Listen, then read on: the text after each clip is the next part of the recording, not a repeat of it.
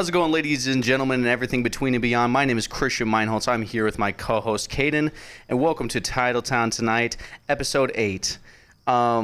This week, my testicles decided to do their best impression and cosplay as Papa Smurf down there, because God fucking damn it, this game was the most unnecessary heart attack inducing experience I've ever had in my life. I don't know about you. You said it right, Christian. That game was no.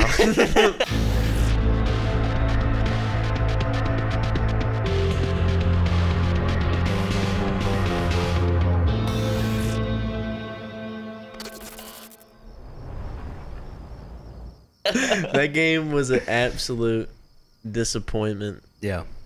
Highest. But, I mean, Pookie Love, man. As long as he puts up those numbers every week, he's winning MVP. It was really, honestly, everything we did poorly last week, we did great this week and vice versa. Yeah, it's weird. In the highest scoring tie in the Super Bowl or post-merger era, which is just insanity. It really begs the question, and I'm kind of taking this from Tom Grassi, but who are the Green Bay Packers at this point? Yeah, but we got to remember this. They're still the youngest team in the league. They're allowed to make mistakes. Absolutely. I think we got to give them time to find their identity, to find that rhythm, to find, I know, but the excuses are starting to run a little dry because we're in the second year of Jeff Hafley. It's been one loss and one tie. I think you guys need to relax a little bit. Okay, yes, I think it's time to just sit back and watch this team succeed. And, if you guys want to sign Asante Samuel, I'm happy with that. I think we should do that. But I also don't think – I honestly think more I don't know. There's a little bit of blame to Matt LaFleur. 100%. We could have won if it wasn't for that clock management at the end of the game. I mean, he blamed Jordan Love at the time, and I think he talked at his press conference and said that he took the blame for the lack of urgency getting down that field on that final drive. Yeah. I just rewatched the highlights again. I do notice that, and you can kind of take this with a block of salt, right? A whole, yeah. But I think they're starting to gain weight around the fact that Matt LaFleur doesn't have an innate killer instinct. He's kind of all business. He gets it done. He gets what he needs to do done and gets out of there to mitigate any injury or any wrongdoing. But it gets to a point where there's obviously the other side of the coin with, right before halftime, he decided to actually start whipping it downfield and start calling those plays. But Rasheed Walker decided to be an absolute little bitch and allow a forced fumble. I mean, I haven't even really gone into the stats yet, but I could go on forever about the amount of things that I think will most definitely, if we were facing the Eagles or really any of the top three people in the NFC today, I don't have much confidence. But I do think that the Cowboys offense is top three, though. I agree. Dak was playing out of his mind. Yeah, you definitely have to give him his flowers. He did Devontae absolutely Williams phenomenal. is finally a running back they can rely on. Yep. I mean, CD was out, but it's almost like it's crazy how you give a good running back an offensive line. No offense, Denver, but Denver. Yeah, he was on the Broncos before the Cowboys. Oh yeah, but they utilize him like dog shit. Yeah, exactly. Yeah, that was a disappointing. I had him in fantasy last year, so that was mad disappointing to see how bad he was. But I'm happy that they got a consistent run game, though. They finally got some rhythm in the run, which was the first time really all this season. As a Josh Jacobs fantasy owner, he did fantastic. He did very well. This definitely was his best game of the year by a mile. Yeah. I mean, and it's like I've been saying, he's had issues running up the middle. He clearly our run protection does not exist in any capacity. Yeah. But those screens to the outside where he was running up the sideline, not only I believe is the fourth quarter, but in overtime to set up unfortunately, what was a field goal. It was he had a fantastic performance, and I think if he's utilized in the pass game like he has been, I think he can definitely get back on the right track. I honestly am starting to see him having producing a similar year to last year. I mean, we both saw he definitely had a slow start to the beginning of the season. Yeah. So he had a slow start last season too. That's what I'm saying. Yeah. So I think that he'll start to heat up, and we won't be having as many questions or concerns about his big play trading potential. For him back-to-back seasons in week 2. Yeah, that is crazy. That is insane. Yeah. Well, I want to go over the offensive performance. Jordan Love, 31 for 43, which is just insane to see. 337 yards, 3 touchdowns, 0 picks. With a clean pocket, he had 92% completion percentage with 10.3 yards per attempt and 3 touchdowns. This one is really interesting. 100% completion percentage of passes under 10 yards. And I know that doesn't sound insane. It's good. But obviously, if you look at last week, there was I wouldn't say several, but there was a couple plays where either he had a screen pass to Josh Jacobs and he just vastly outthrew him, or there was super low plays that on those slant routes or comeback routes. I think he definitely cleaned that up. Honestly, really the only fault in his game was his deep throws, which, I mean, that's kind of always been his problem. I think I can be fine with this tie just because I had more worries about the offense coming into this game than the defense, and now honestly I still am not that worried about this defense. I know that they can find their traction. I know that they can be elite. We've already seen it. I think it's just a matter of time, and I really am not that worried after this loss and tie. Okay, I agree with that 100%, and there's some things I would definitely want to talk about defensively down the stretch, because I think there were several factors at play that did us dirty a bit. But before we do that, I wanted to go over, short throws 12 for 12 for 160 yards. Insane. Dog. Medium throws 10 to 19 yards. 4 out of 5 were completed, 47 yards and 2 touchdowns. Josh Jacobs, 22 carries, 86 yards, 2 touchdowns. Obviously his best performance of the year. And he's still this year, 73 of those yards were after contact. So 85% of his yards were after contact, and he was often hit behind the line of scrimmage. That's crazy. So it's going to be at 93% again. Probably. The best lanes that he got were off the left tackle, which we got to give it props to Jordan Morgan this week.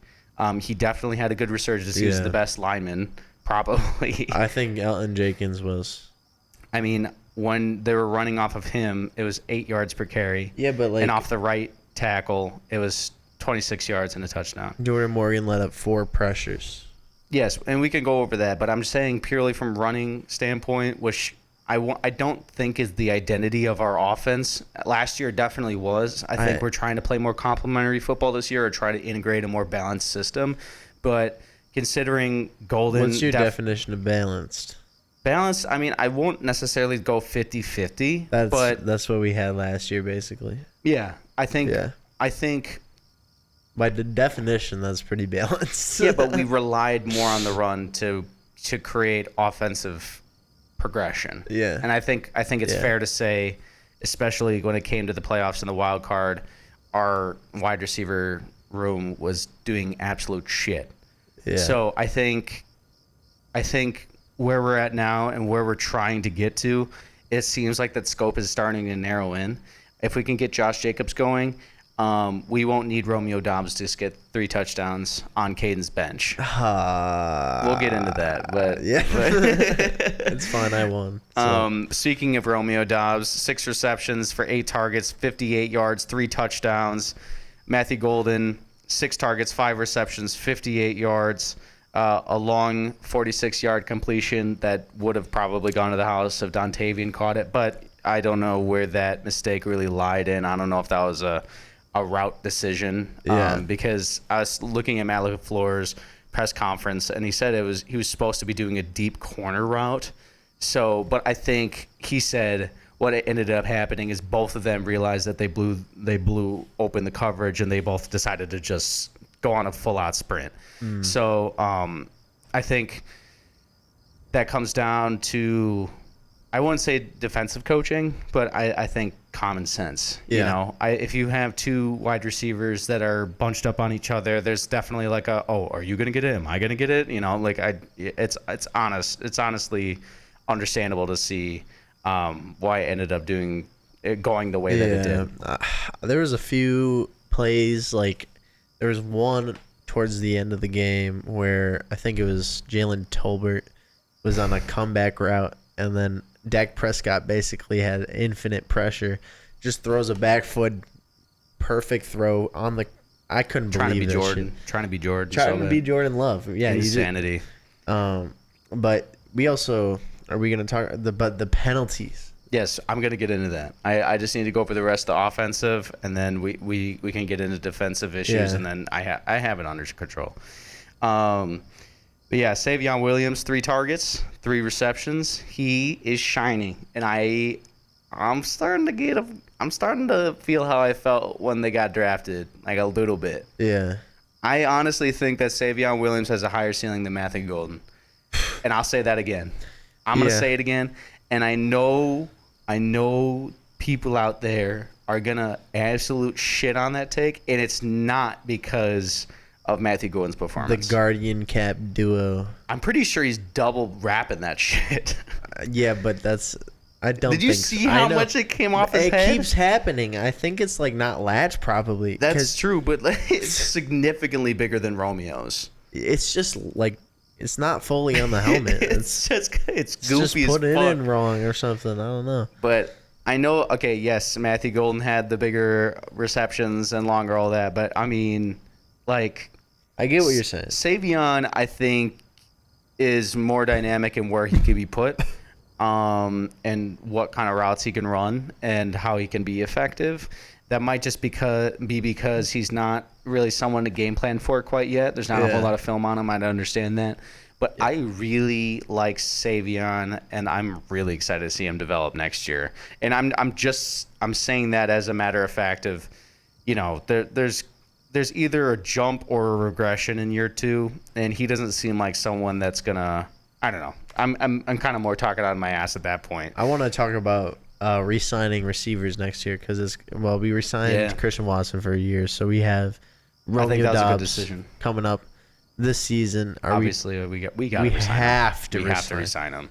He's too dependable at this point, and he seems to get his juju back a bit. I think last year he was going through like a massive depressive episode. And for the record, I'm not trying to air out anyone's laundry. It's his business. It's his business. But you can definitely tell at the start of this season, in case we got Romeo on the pod later on. I mean, he's a good friend of the show. I love Romeo, please. Please, Romeo, please. Favorite player on the team right now. Yeah, but he's definitely got his swagger back. Yeah. And, like, he's a dog. He's a dog. I think he's one of the most underrated wide receivers in the league. I don't really talk about wide receivers on the Packers as, like, you know, top targets because we've been known to spread the ball so evenly. I'll never have a Packers wide receiver on my fantasy team ever. Yeah, but I have Romeo Doubs though. So. You clearly have wanted Doubs. him. You're like you want it. Yeah, but I mean, who did you start Romeo Doubs though? I have AJ Brown. You know, figured that he would do better than Romeo Doubs. Shoulda, woulda, coulda, Cayden. Shoulda, woulda, coulda. It was only a 27.2 point difference. Yeah. Well, beyond that, I mean, there's Dontavian had 2 receptions, Billy Keith had 1 reception. Tucker Kraft 5 receptions for 56 yards. He's getting in there. He's definitely been a difference maker. And then Josh Jacobs 4 receptions for 71 yards. So another reason why Josh Jacobs had an absolute fantastic game. This is good. A fantasy football manager that is you want to see him in the pass game. Pass protection. Sean Ryan, 46.2 PFF score, absolute dog water, and he was the reason why right before the half they let up a fumble, which led up a touchdown. He's a big reason why Jordan was pressured most of the times he was. Solid though, and I didn't know anything about this guy when we signed him, but seeing his performance over the last few games filling in gives me a lot of confidence in Darian Kinnard. He came over. He's the guy that won Super Bowls in his previous 3 seasons. He had the highest PFF grade among our linemen with 74.8, and second to that was Jordan Morgan with 67.8. Bro, PFF is dog shit. Whatever you say. You can call it whatever you want. I can't do it anymore. I can't. I'm a Micah Parsons Glazer, but 94.8 is just disgustingly too high. I'm watching the game. I want to go over that. I want to go over that too, because I think it's justified. It is not. I know he has 10 pressures, but that would not. 10 pressures is fucking insane for a game. They 10 pressures. Those pressures were not pressures. 10. I know. I watched the damn game. It did not feel like he was getting that much pressure. Okay, so we got to talk about our coverage issues next. Carrington Valentine allowed 5 for 5 receptions, 72 yards and a touchdown. He was playing against George Pickens, and George Pickens is a dog. Why isn't Keyshawn on him? I don't know, but Keyshawn wasn't too terribly far behind. He allowed 5 for 9 receptions for 64 yards. Not nearly as bad as Carrington, but he definitely had some work to do. That, you know what, the actual biggest mistake, now that I think about it, that Keyshawn made, the Tolbert catch. That was the toe tap catch. Yeah. He is sitting in the back of the end zone. Yeah, that was walking. bad. He did not make a single effort to even make sure that he wasn't going to catch that ball. He was 5 yards off. He was showing no hustle. And, like, I made the joke earlier in the game. I swear to God, we get 1 week of Keyshawn on, one week off. But it's the inconsistency. I kind of am starting to think about our defense as a row of dominoes, because it all starts with the pass rush, right? Yeah. And for the life of us, Rashawn Gary, LVN couldn't really get things going. I think Keyshawn did well. I'm not going to lie. Like, I think he did good. Because, like, 5 for 9, 64 yards, really not that bad. It's not bad, but he wasn't going up against, like, the... Dak Prescott just put up 370 yards. Yes. And Keyshawn was playing every down. Only let up 64. That's like just under 20% of his yards came from Keyshawn Nixon. Listen, all I'm saying is this would be a different story if he was playing CD and got those numbers. But he was playing against Jalen Tolbert. Yeah. And Hobbs did fine. Also, like, against if it's 64 Pickens, yards, think about that one play alone. That's 50 of those yards. I get that. It shouldn't have been 50 yards that he should have allowed. I know. That was the easiest one to he was all alone with the guy. He was sitting on the sideline waiting for the ball to hit his hands. That had to be 7 seconds. I get that it's his fault, right? You got to take accountability for that. But he gets a little bit of leeway for this one, because that should have been a sack. That should have been a sack. Sure. I agree. I think I'm very timid about how I feel about Keyshawn Nixon. He was the best corner on our team that night. Debatable with Nate Hobbs, pre-injury.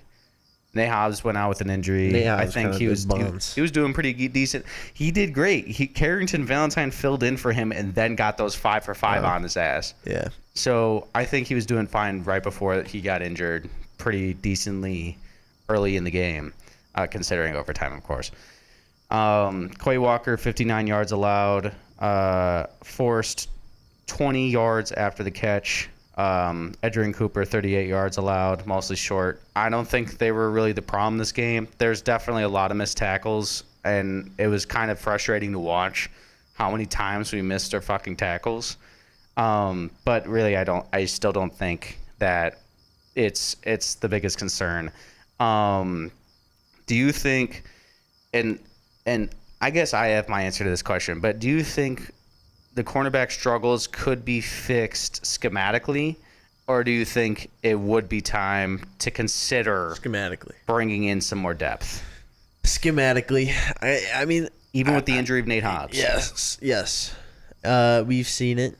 And week 1, we didn't have Nate Hobbs. We locked down the lines. Week 2, we had Nate Hobbs on but like limited snaps, I believe. So and we did. Pretty sure he came in week 3. Actually, elite defense those 2 games. I agree, and I just don't know what happened. It's got to be a mental thing after the Browns game, probably. There was a lot of gaps in our zones this game. I think it's schematics, and I really do believe that. Who do we play after the bye week? Cincinnati. Oh, well, easy. Unless Famous Jameis comes to town, then we have something to worry about. I would be way more scared of the Browns than Cincinnati. Sure. Cincinnati's got to be the worst team in the league right now. Cincinnati's got a bunch of Saints. goo gaga bitch babies on their defense. They're not doing shit. Yeah.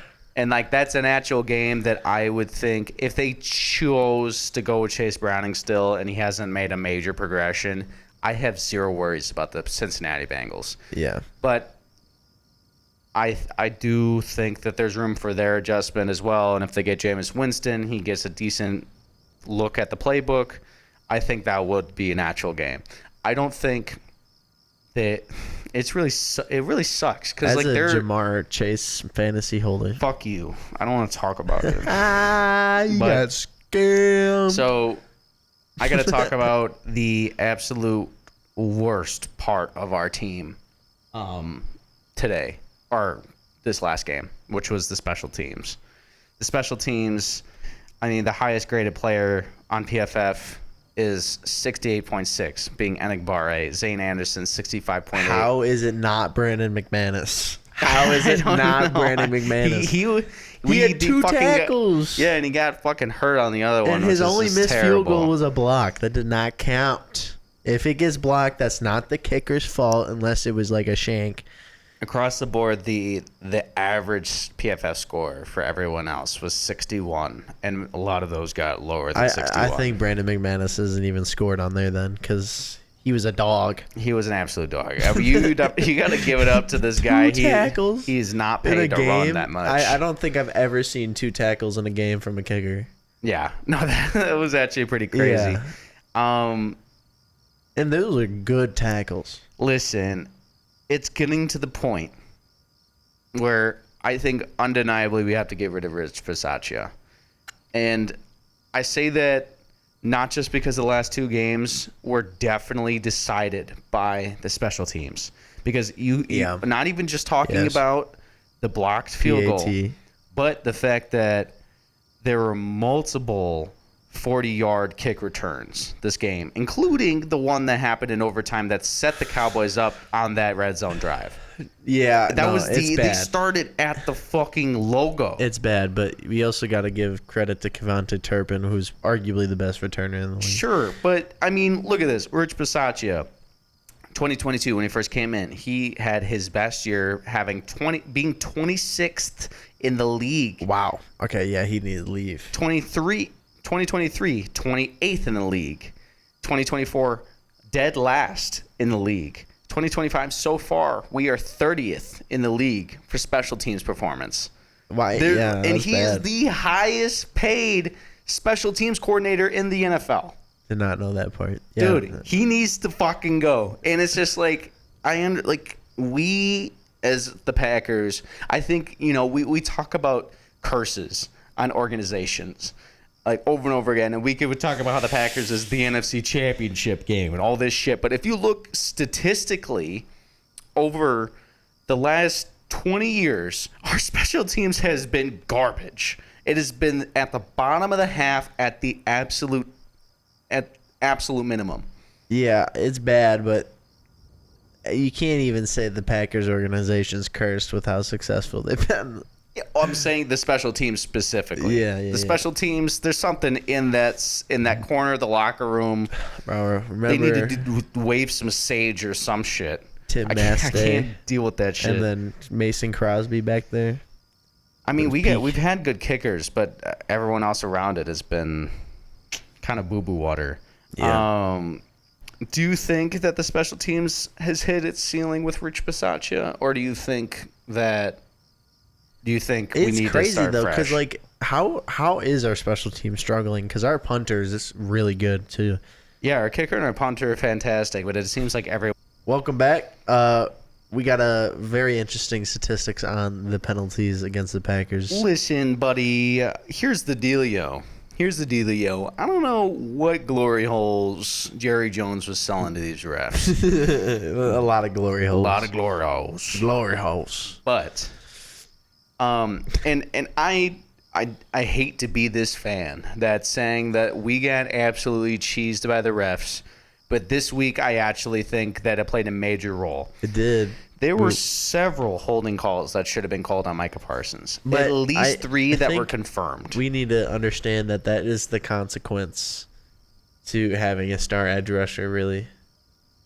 It's not, yeah. But one of the worst ones I've ever seen, really, was that intentional grounding towards the end that was just so blatantly intentional grounding. There was no receiver in the area. In like genuinely 15 fucking yards. You know what's bad when both the announcers are agreeing with the fact that it should have been a penalty. I mean, late third quarter, no DPI on Wicks. I do think that one was definitely debatable, but I think here's the deal. When I think about penalties that either weren't called or shouldn't have been called, it's not for necessarily the sake of wanting, or I think that should have been a penalty, but I look at it, if this penalty on this other game, on this, completely different situation that was identical to what just happened, and one was called and what wasn't, that's a problem. And I think we have a major inconsistency when it comes to reffing in the league. I honestly think this week across the games that I watched, there were several just god awful missed calls. And when it comes to holding, I mean, it is really like there's a lot of nuance to the calls on holding, because really, if you nitpick, you could find a holding probably every single play of every single game. It's different when you have Micah Parsons and someone's like their face mask through the it was bad. It was bad. When you get to that upper echelon of pass rushers, it almost becomes more obvious with the holding penalties, which it's like, how much is the NFL letting slip purely for the sake of keeping the game going? I don't know. I think we're kind of crossing over that threshold where games become like, if you keep the game going, it's more and more entertaining because you're not doing so many stoppages. Yeah. But at the same time, this game would have had a completely different outcome because, so in terms of what the Cowboys had, it would have been the hidden yardage accumulated would have added to 150 yards of penalty yardage, which would have significantly changed at least 2 or 3 drives towards the end of the game, which were a majority where a majority of these calls weren't made. Yeah. And, this is not going to say that the Packers should have, 100% won the game as a result of these missed calls. I think the Packers definitely need to get their shit together in several different avenues. And, I mean, a lot of the reason we lost is just insane schematic or human error on the players. Again, it goes back to how young we are too. Like, I think we just need to give them time, and come December, I think we're gonna be so good. I still think that because they showed so much promise in those first 2 games. Yeah. Like, I don't know. We definitely see where our ceiling is at. Even first 3 games, they were really good. And even week 1, we said that we knew that this team could be better. So when it comes to our ceiling, I don't think we've hit it yet. I think we know where our floor needs to be. Yeah. But at the moment, and I'm saying this with most honesty, we are not a championship team right now. That's fair to say. We cannot. I think we could win maybe a wild card game in the current state. But if we don't get major protective and coverage issues under wraps, there's not a chance that we can go up against a high-powered offense like the Rams or the Eagles and even maybe pull a win out. Yeah, I mean, also, and we got to also look at the lines again later in the year. Yeah. they look like they figured their stuff out. I think that's going to be the most interesting game. It kind of sucks that we don't play the Bears until like later in the season. Yeah. I would love to see what that looks like. Because they're going to be like 10 losses in at that point. Yeah, you want to catch them at the top of their hill. Yeah, you know, with that's their offense decline right before they because they always do earth. solid in the first 5-6 games, and then they just go 10 straight losses. Yeah, no, I don't think that they have enough pieces to really get their stuff together. Ben Johnson did very good play calls back-to-back games, I would say. He did fantastic, and it really comes down to Caleb Williams. And obviously he's the quarterback. Yes, the whole offense runs through him. But if he's able to play even to a similar extent to how he did against the Cowboys last week, which makes this even more painful to have a tie in this capacity, it's going to be interesting to see how the Bears turn out as well. Yeah. Final little point, little history. It is the 1,093rd scoregami with a 40-40 tie. Pretty cool. Being the highest scoring tie since 69, I believe. 64. It was pre-NFL and AFL merger. Yeah. Which scoregamis are always cool to talk about. Mm-hmm. Brandon Perna said that he doesn't really care about it, but I'm like... That's some boomer shit. Yeah, you're a boomer. You know how Go cool sell your coffee, Perna. Every scoregami there is, it's more difficult to get another scoregami. I know. Yeah. Put that. You know what? We need that on the banners, on the rafters. All the scoregamis. 1,093 scoregamis just rolled through like the basketball court. We'd easily have them all scoregamis in the Packers. I mean, we've been around the longest. Yeah. I'm sure someone could pull that up. Yeah. First scoregamis. Jamie, pull that up. What's the first 7-14 win? Yeah. But yeah, that's as much as I got in terms of penalties. Again, I don't really. It did play a massive role. It wasn't my biggest point of emphasis in terms of concern going forward. I think we have a lot more global issues to get under wraps, so we can progress together as a team in the best and most complimentary way we can. I think it's mental more than skill, and that makes me feel better, really. But I think maybe, but when you look at special teams, it's inexcusable. I think that really special teams is bad. That comes down to Rich Bisaccia needing to get the fuck out of here. That's what Boston people say, right? Yeah, apart from saying I'm walking here, I watched the Patriots. I had happiness for 15 years. Now I'm sad again. I'm clam chowder, Clam chowder. But yeah, that's all I have. And Cayden is going to be introducing us to his next segment, which is weekly favorite.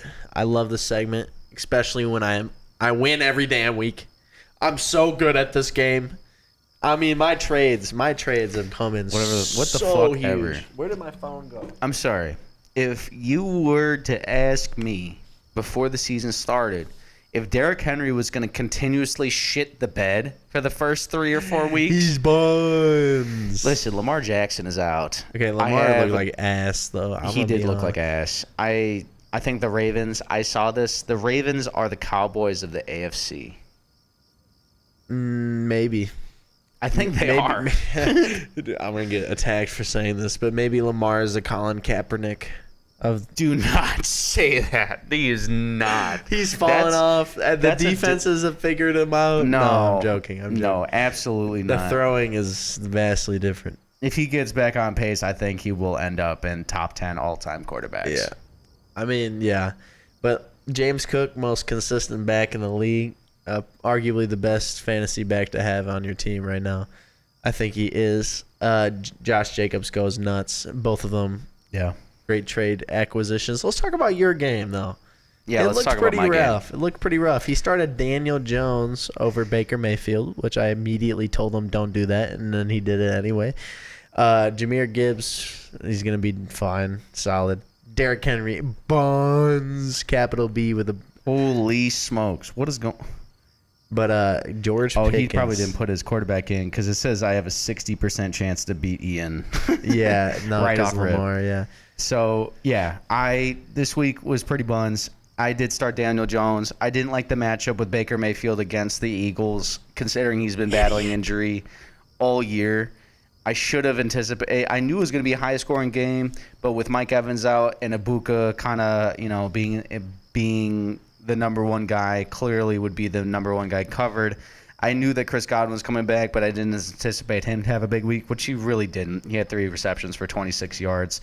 But Baker Mayfield, 289, 2 touchdowns and an interception, to Daniel Jones, 262, a touchdown and 2 interceptions. So really it came down to a little bit of yardage and an interception. Jahmyr Gibbs did pretty decent as always, 17.7 yards. I mean, this game was not really, it wasn't incredible by any means. 34-10 from. You were facing Dad, who really was destroying you until the Packers scored -5. Yeah, there was an actual chance. I thought that Jamar Chase could have resurgence this week. Scored 33 points. Somehow. It was really a Hail Mary to see if Jamar Chase could pull anything out of the bag. Yeah, but he was ass. I think if you should give him to me. Whatever. For free. He got 7.3 points. It's pretty terrible. Yeah. He still ranks wide receiver 18. As soon as he gets famous Jameis, so he's top 5 easily. I mean, you're putting a hypothetical in there that it's going to happen. You're relying Cayden, on. Listen. Who called Micah Parsons coming to the Green Bay Packers? Who is the GM? I should be the Packers. I should be. No, but you got to compare. You're relying on Zach Taylor to make the right decision. He's the head coach. He's not the GM. But he also. He's probably going to make the decision. Here are their decisions. They could just tank the season. Just call it quits. They could pay for Russell Wilson's massive contract. No. Or they could get Or they can get a cheapie in Jameis Winston. Because otherwise, and then you can talk about Kirk Cousins and his massive contract. There's real good options right now. Jameis. You have to go with Jameis. Yeah. It makes too much sense. And if that happens, Jamar Chase going right back up to where he was drafted in the first overall pick. Watch the Bengals draft a wide receiver in the first round this year. It sucks because there was a chance of me winning, and if I did, I'd be like, at what cost? Because George Pickens came through with a massive game with 8 receptions, 134 yards, and 2 touchdowns, scoring 33.4 points. He's definitely staying on there. I think really Zach Ertz has been falling off. Besides that, I mean, it just came down to your team poor play from Derrick Henry. Really. No, fuck you. I mean, Bo Nix, great trade. I knew it would be because he's mobile QB, threw 326 yards, also rushed for 7 yards and a touchdown, 2 passing touchdowns as well. I mean, I gotta realize too that the Bo Nix is playing the Bengals defense, and this week he's playing the Philly defense. Yeah, so that'll be a big test for him. Yeah, or I could just put Dak Prescott in, but probably not. Probably not, because I got to rely on my guy. But I'm very excited. 3-1, good start. Dad's 4-0. Listen, that's pretty impressive. We also have to discuss the fact that Terry McLaurin and Mike Evans, who are my 2 top wide receivers, have been injured a majority of the season so far. Yeah, but Chris Godwin was on IR, and I drafted him in like the 6th or 7th round. So Lad McConkey was round. your first receiver, by the way. Yeah, I traded him away. I think, I don't know, I got good value from that. I still got Tony Pollard, who's been outscoring him. Yeah, but you also gave away Courtland Sutton. You also gave away Tyler Warren, and you also gave away the Broncos defense. I think you lost that trade. I didn't lose it yet. It's been 1 week since I've had Jamar Chase. Famous Jameis will make the trade worth it, Cayden. Yeah, I mean, I got the best team in the league, so it's over. For now. It's for now. He agrees. Right now, I got the best team in the league. And for now, you a little bitch. That's what I meant to say. For now, you're a little bitch. But we want to take this moment to talk to our sponsor today, BetterHelp. Don't kill yourself. Don't do that. It'd be bad for you. That would be 100% of suicides kill people. 100% of the people that commit suicide also drink water. So you got to knock that shit out. You got to do that. Knock that shit off. For legal reasons, this is 100% satire. In case you didn't know that you're not supposed to stop drinking water. In case you forgot about that, Oh my God. But yeah, now we'll move on to Cayden's final segment with his running back rankings. Yeah, I think it's time to consider that Saquon Barkley's washed. No. I think he has a Madden curse. That's what I think. You think so? The only way he could have gotten a touchdown this week was a fake tush push, which is absolute cheese since the play is breaking the rules. Okay, here's the deal. Cayden's now an official Eagles hater because he hates the tush push, but he also hates it when he doesn't. I did not mind the tush push, but what they're doing with the tush push is breaking the current rules of the game. Yeah. So it should be called every time because the helmets are way over the ball every single time. That's offsides. Okay, Unc. No, it's not. Oh, the defense should do better. It's just that they're breaking the damn rules. Yeah, no, I definitely 100% agree. And they also it's just funny listening to you. Like you could have one child right now, and you're already in the couch cushion, dad screaming at the TV. Yeah, but demographic. My child knows I'm right. Yeah, exactly. He's like, "You're right, Dad." Yeah. But anyways, your running back rankings. Okay, so number 1. Right now, in my mind, it might be James Cook. It might be James Cook. It could be. It genuinely could be. I mean, he has been electric the first 4 games. Without every time I see him with the rock, he's getting 5-7 yards. Yeah. And then obviously more than that. And I didn't really make my list, to be fair. Probably a bad idea. But Christian McCaffrey, number 2. He's been actually gone crazy. Yeah, I think he's really the only target other than Ricky Pearsall because 10-17-25. Was that the October 17th, 2025? Ricky Pearsall, he's gonna get shot again. No. Why? I can't say. I think Christian McCaffrey is a great fantasy running back to have right now. Obviously, probably, maybe the best. But no, he's actually been doing fantastic. But until George Kittle comes back, until Ayuk comes back, and another receiver I'm forgetting, but one of the no names. Yeah, electric and Jawan Jennings. Yeah, he's pretty. Nah, he's in. I think he's in. Okay. Bijan Robinson. Yeah.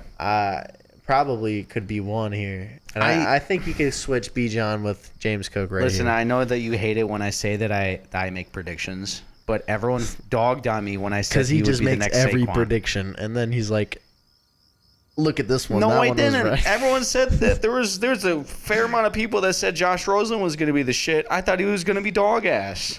Yeah, who talks about Josh Rosen? Listen to that name. I mean, look at that quarterback class. There wasn't a whole lot to talk about. Yeah. Yeah, that's fair. Number 4, I guess, annoyingly, probably Jahmyr Gibbs. You should be higher. Hell no. He is not higher than those 3. I think arguably Jonathan Taylor is higher than that. No, he's not. He has been good. No. He has been so good in the last 4 games. Listen.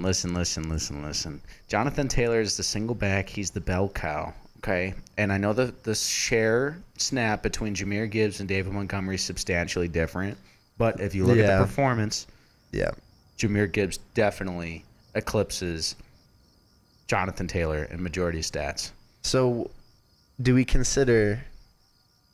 I think we put Ashton Jeanty over Derrick Henry right now. I agree with that. He did so good last game, and he was still getting hit behind the line of scrimmage. And I do, yes, exactly. I acknowledge that Ashton Jeanty, much like Josh Jacobs, has been hit consistently through behind the line of scrimmage and still balling. But he also has had a couple mental mistakes.